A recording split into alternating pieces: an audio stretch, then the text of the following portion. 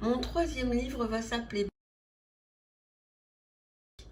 Déjà, le premier, qui s'appelait Les toxicos de la bouffe, voulait démontrer que la boulimie était une addiction sévère, grave, qui fait souffrir, qui fait mourir aussi, au même titre que la toxicomanie.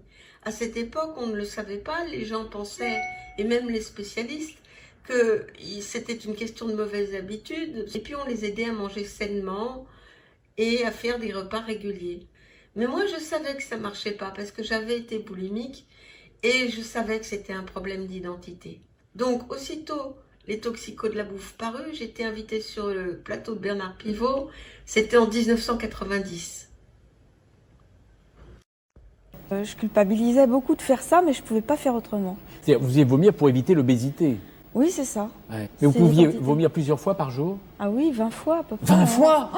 Ensuite, j'ai écrit un deuxième livre pour les parents, les conjoints, les conjointes et la famille. Un guide de survie.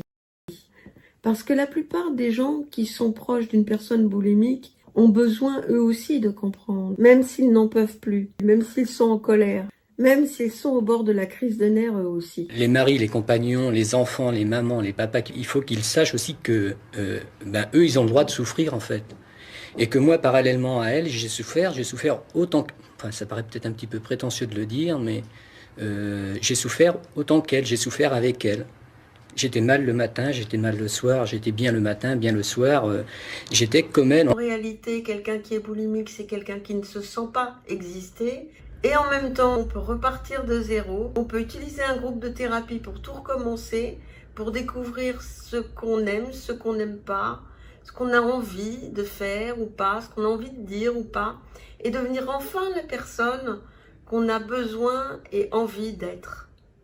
C'est à ce prix que partiront tous les symptômes, aussi bien la boulimie que le mal-être social, que les problèmes d'identité et les problèmes relationnels intimes.